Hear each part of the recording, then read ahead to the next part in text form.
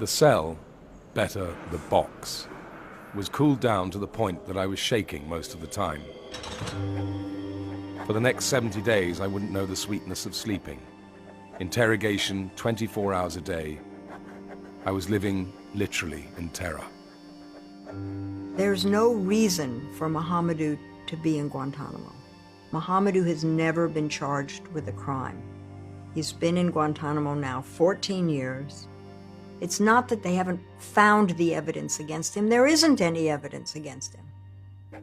محمدو started writing in 2005. He had prepared 90 pages in a notebook that the guards had given him.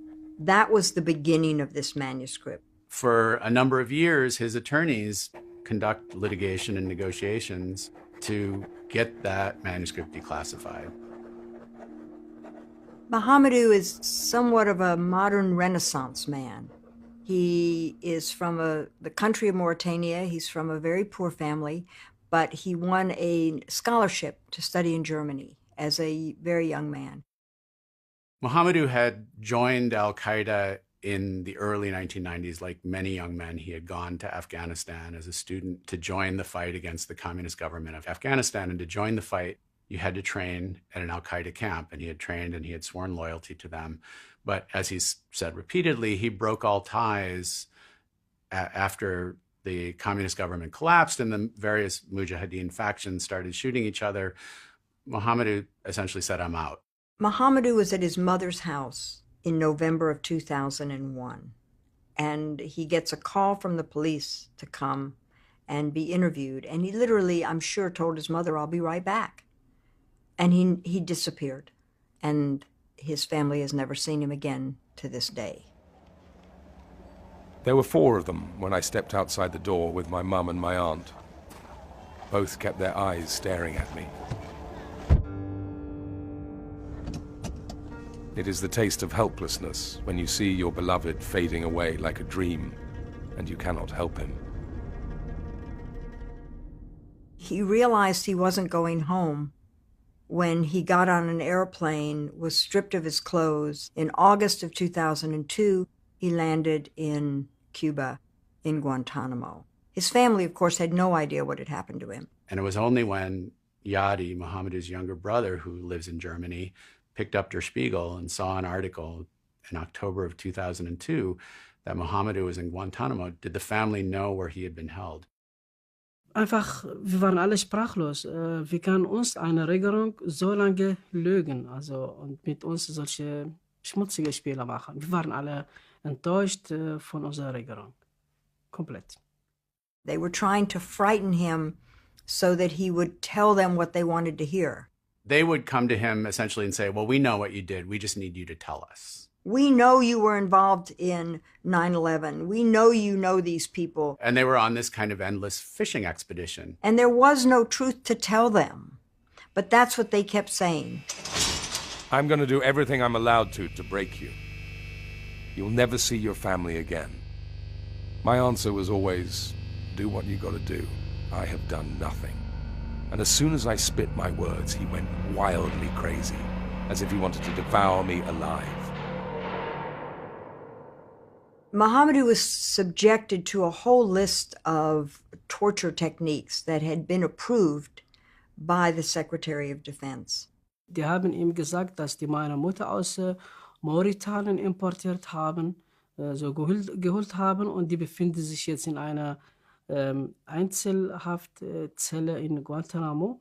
Und wenn nicht die Beamten die Informationen gibt, was die von ihm erwarten, dann wird die in jedem, sage ich mal so, wie soll ich das erklären? Dann wird sie richtig gefoltert. Significantly, they included what in Guantanamo was known as the frequent flyer program. And they called it that because they wouldn't let people sleep, and they proceeded to torture him. Blindfold the motherfucker if he tries to look. One of them hit me hard across the face and quickly put the goggles on my eyes, earmuffs on my ears, and a small bag over my head. They tightened the chains around my ankles and my wrists. Afterwards, I started to bleed. I thought they were going to execute me. Just as محمدو had this remarkable journey, his manuscript has a fairly remarkable journey. He writes it in 2005. We would get the book in bits and pieces. Wie der Buch geschrieben wurde, hat das als Tagebuch angefangen. Ich schätze mal, meine Schätzung, was ich auch von ihm verstanden habe. Every utterance of a Guantanamo prisoner is deemed classified from the moment of its creation. What you have to do is send it back to what's called a privilege team, and they read it and decide what can be made unclassified. What I got in the summer of 2012 was the version of the manuscript that was cleared for public release, that had had these, layers of censorship grafted onto it.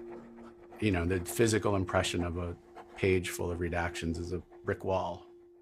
The amazing thing about محمدو and his writing is he has an incredibly strong, clear voice. They brought me a chessboard so I could play against myself. When the guards noticed my chessboard, they all wanted to play me. And when they started to play me, they always won. The strongest among the guards taught me how to control the center. After that, the guards had no chance to defeat me. He just hopes that someday he'll be released. He's in what I would consider a horrible legal limbo, and it's just tragic. He needs to go home. If he gets out, he could come live with me. I'd be happy to have محمدو in my house.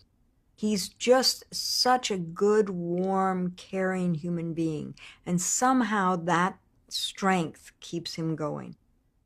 What's remarkable about محمدو's book is that we have a voice that's come out of this void, and that it's such a remarkable, humane, and I think ultimately forgiving voice. It's a wonder. In diesem Fall hat das leider lange gedauert, aber wir haben und wir werden nie Hoffnung verlieren. Niemals. Wir haben immer Hoffnung, bis heute auch. A Mauritanian folktale tells us about a rooster-phobe who would almost lose his mind whenever he encountered a rooster. Why are you so afraid of the rooster? The psychiatrist asks him.